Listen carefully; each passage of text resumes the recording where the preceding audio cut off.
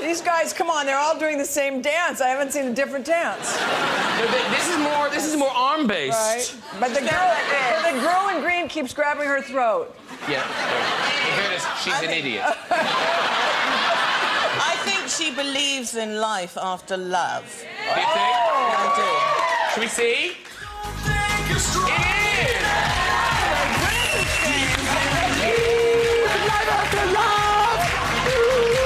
This is off of this. I just want to use this. Do you want to go?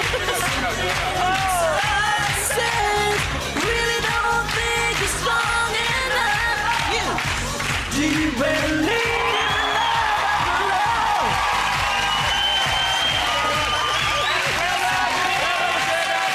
Bye-bye, bye-bye. Bye-bye, you useless bunch.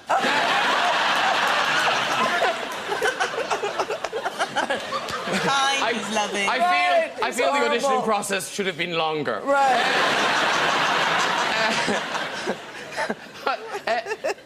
Dawn. Yes. Dawn here, you know her as a comedian, you may see her as an actress. She's also now Yes. a lady novelist. I am. Yes. Yes, I am. Very good. And not just a lady novelist, a best-selling lady novelist. It's doing really well. Yes, it's doing very well, thank you. Really well. And how did this happen? Did you come up with a story, or did someone say, do you want to write a novel? Did you just lock yourself in a room? Well, a bit like you, I wrote an autobiography a few years back, and actually I dreaded writing that because I'm not a solitary person. You know, everything I've done has been with, you know, with a partner or in groups, you know, with the comic strip or Jennifer or whatever. So actually working on my own, I was not looking forward to that, and I loved it. I love writing.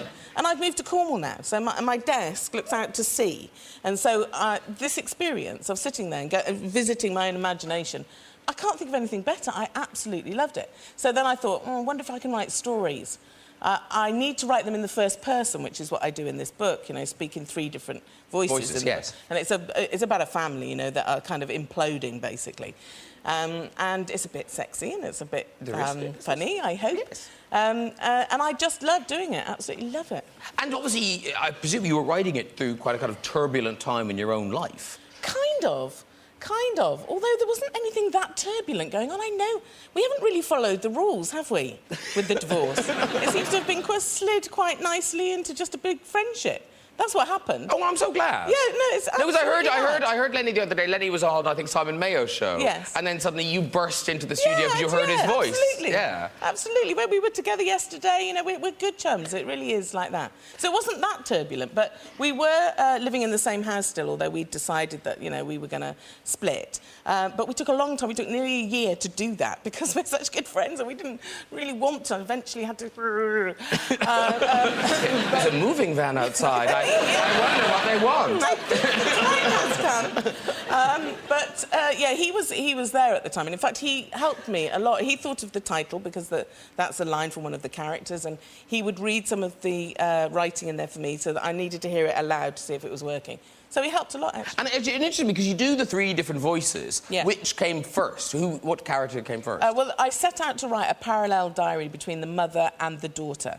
A mum who's about to turn 50, kind of... I mean, I'm 53, but I know about that turning 50 bit. And a daughter who's about to turn 18. And I have a daughter. This is not my daughter that's in the book. But I know that kind of teenage stuff. So I set out to write that.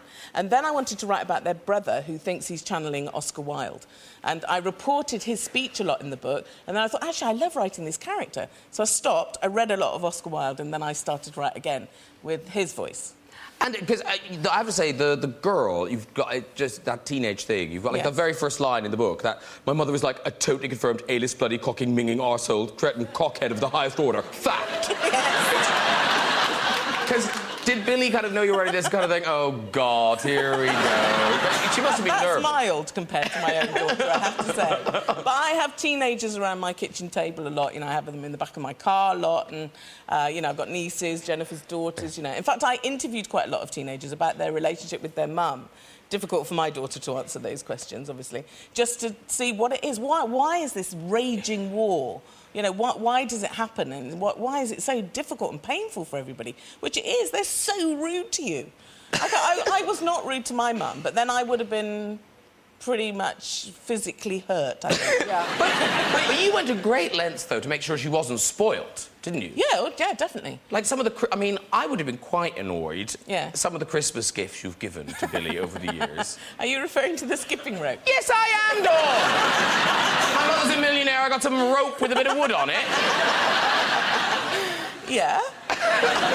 Because you talked about how difficult you found it being a celebrity and a mother at the same time. Yes. And how difficult your kids found that. Right. But I guess there's nothing you can do about it. You know, it's your job. I think it's like any working mother always feels like they're being pulled, you know, they have to do their job, but they feel like they're not baking enough cookies, you know. I think it was difficult for me. Plus, I was really...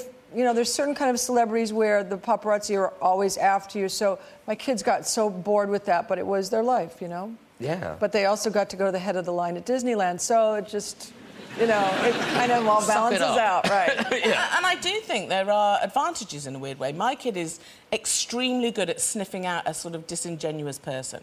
She can do that quicker than I can. She'll say, avoid that person.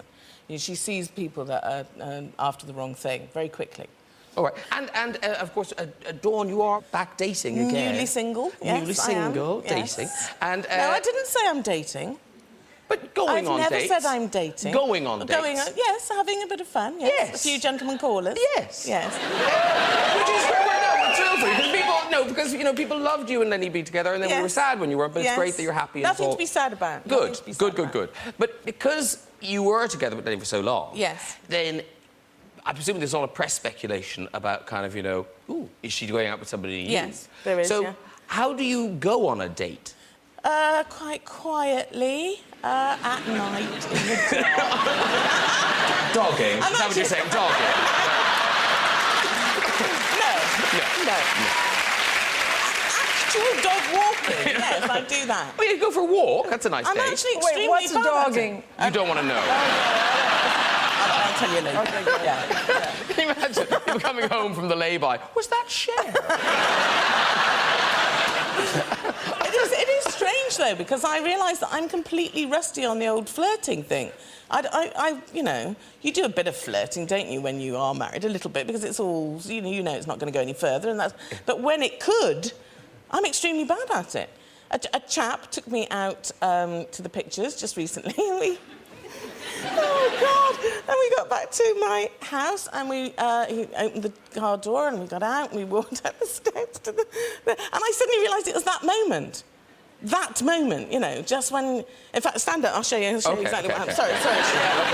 Okay, So you coming towards me a bit like... OK, so it's... that was fun. Yeah, it was great. Great.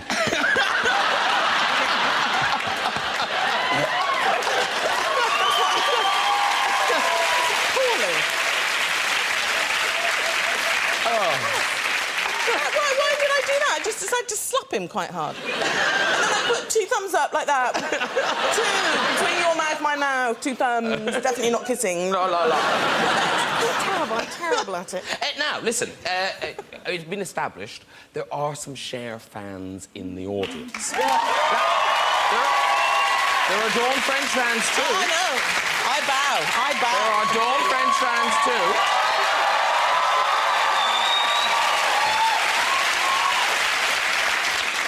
It's not a competition.